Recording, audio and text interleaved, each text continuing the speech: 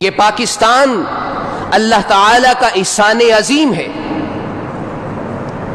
سورہ انفال میں اللہ رب العزت جو ہے وہ فرماتے ہیں، مسلمانوں اس وقت کو یاد کرو جب تم تھوڑے تھے، کمزور تھے، تمہاری حالت یہ تھی کہ لوگ تمہیں کہیں آن ہی آن میں ختم نہ کر دیں، تمہیں اچک نہ لے جائیں، تو اللہ تعالی نے تمہیں جگہ دی، تمہاری مدد کی، تائید و نصرت کی، اور تمہیں پاکیزہ رزق دیا ہے لعلکم تشکرون، تاکہ تم شکر کرو۔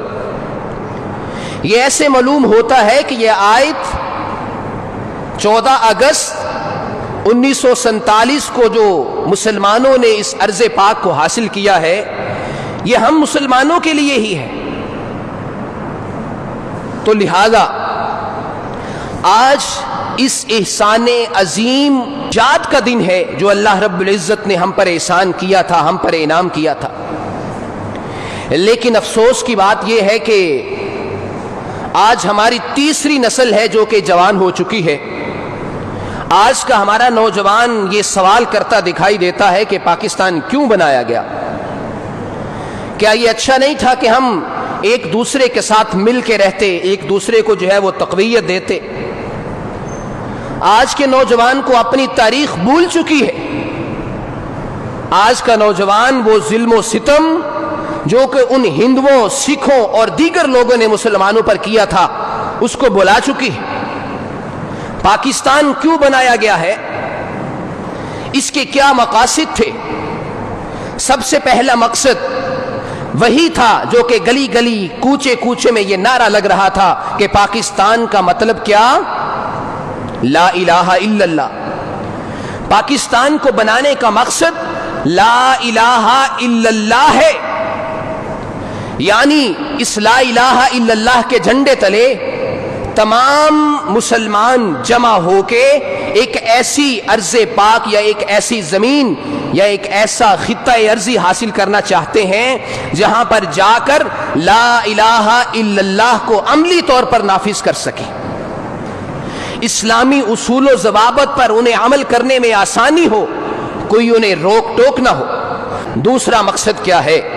جیسا کہ قائد اعظم محمد علی جناح رحمۃ اللہ علیہ نے اپنی مختلف تقاریر میں بھی اس کا ذکر کیا ہے کہ اسلام ایک مکمل ضابطۂ حیات ہے۔ آپ نے اپنی کئی تقاریر میں یہ فرمایا کہ دین کو سیاست سے الگ نہیں کیا جا سکتا ہے، مسلمانوں کے پاس قرآن کا ایک نسخہ ہونا چاہیے جس کے مطابق وہ رہنمائی حاصل کر سکیں اور اسلامی اصولوں کے مطابق اپنی زندگی گزار سکیں۔ ایک اور موقع پہ آپ نے فرمایا کہ اچھی چیز، اچھا ایٹیچیوڈ، اچھا رویہ، اچھی بول چال اور اچھا کام جو بھی تم کرتے ہو وہ عین اسلام ہے،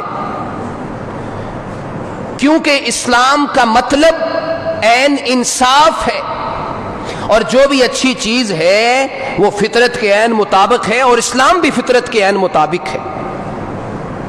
تو لہذا آپ نے اس بات کو واضح کیا، ہمارے لیے یہ بات سمجھا دی۔ آج کی نوجوان نسل کو یہ بات یاد رکھنا ہے کہ آپ نے اپنی تقاریر میں یہ بات بالکل اجاگر کر دی تھی کہ اسلام ایک مکمل ضابطۂ حیات ہے۔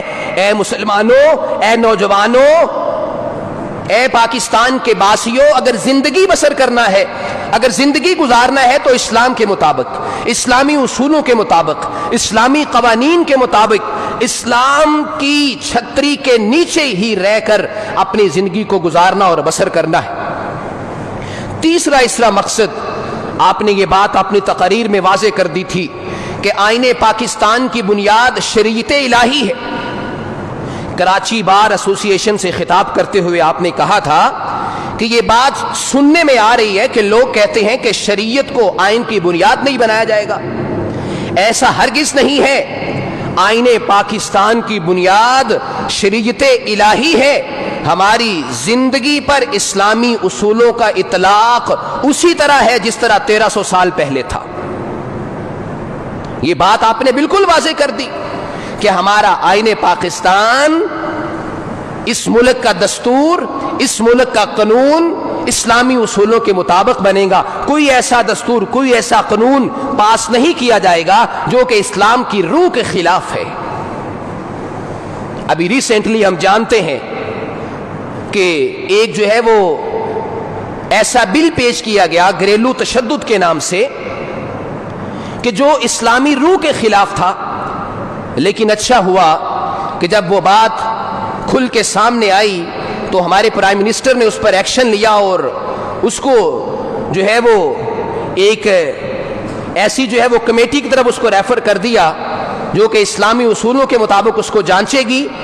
اگر اسلام کی روح کے خلاف اس کے اندر جو بھی چیز ہے اس کو نکال دیا جائے گا. لیکن ایسا کرنے کا سوچا ہی کیوں جاتا ہے؟ اس ملک کے اندر کوئی بھی آئین، کوئی بھی قانون اسلامی اصولوں کے خلاف نہیں بن سکتا ہے. قائد اعظم رحمت اللہ علیہ نے بھی جب اس ملک کی کو حاصل کرنے کے لیے اپنی تگدو اور کوشش کر رہے تھے، اپنی تقاریر میں یہ بات بالکل واضح کر دی تھی کہ اس آئین پاکستان کی بنیاد شریعت الہی ہی ہے. اسلام کے معاشی نظام پر تبصرہ کرتے ہوئے ایک موقع پر، بلکہ اسٹیٹ بینک کے افتتاح کے موقع پر آپ نے فرمایا تھا کہ ہم ایسا معاشی نظام مرتب کرنے جا رہے ہیں جو عین اسلامی اصولوں کے مطابق ہوگا. عین اسلامی اصولوں کے مطابق ہم اپنا معاشی نظام مرتب کرنا چاہتے ہیں. یہ ہے قائد کا پاکستان، یہ ہے محمد علی جناح رحمت اللہ علیہ کا پاکستان جو اسلامی معاشی نظام قائم کرنا چاہتے تھے. لیکن ہمارے نام نہاد حکمرانوں نے، بعد میں آنے والے حکمرانوں نے اس ساری روح کو ہی مٹا دیا ہے اور ہمارا سارا نظام سودی نظام پر بیس کرتا ہے. آپ نے مغرب کے معاشی نظام کو انتہائی تنقید کا نشانہ بنایا، ہدف تنقید بنایا اور کہا کہ وہ انسانیت کے مسائل حل کرنے میں ناکام رہا ہے، لہذا اسلام کا معاشی نظام ہوگا. ہمارے قائد نے یہ بھی فرمایا تھا، بلکہ اپنی بہت ساری تقاریر میں جو اسلامی اصولوں اور اسلامی سانچے کے مطابق اپنی زندگیوں کو ڈھالنے کا ہمیں درس اور سبق سکھایا، اس کی ایک مثال قرارداد مقاصد کی صورت میں بھی ہمارے سامنے آتی ہے جو کہ 1949 میں پاس ہوئی. خان لیاقت علی خان نے اس قرارداد کو پیش کیا جس میں اس ملک کو اسلامی فلاحی ریاست بنانے کا ارادہ کیا گیا تھا. تو پاکستان کیوں بنایا گیا؟ پاکستان بنانے کے مقاصد کیا تھے؟ یہ ہیں وہ چند مقاصد جو میں آپ سے شیئر کر رہا ہوں کہ اسلام کی ایک ایسی عملی تجربہ گاہ حاصل کرنا ہے جہاں پر مسلمان جا کر اسلامی اصولوں کے مطابق اپنی زندگی کو ڈھال سکیں، جہاں پر اسلامی اصولوں کو اپنی عملی زندگی میں نافذ کرنے میں کوئی رکاوٹ نہ ہو، نماز پڑھنے میں کوئی رکاوٹ نہ ہو، روزہ رکھنے میں کوئی جو ہے وہ رکاوٹ حائل نہ ہو، زکوٰۃ، حج اور دیگر اسلامی شعائر پر عمل کرنے میں ہمیں کسی قسم کی پابندیوں کا سامنا نہ کرنا پڑے. یہ ہے ہمارے قائد کا پاکستان، یہ ہے پاکستان بنانے کا مقصد. تو آج ہمارے لیے لمحہ فکریہ ہے کہ پاکستان جس مقصد کے لیے بنایا گیا تھا، کیا وہ سارے مقاصد ہم حاصل کر رہے ہیں؟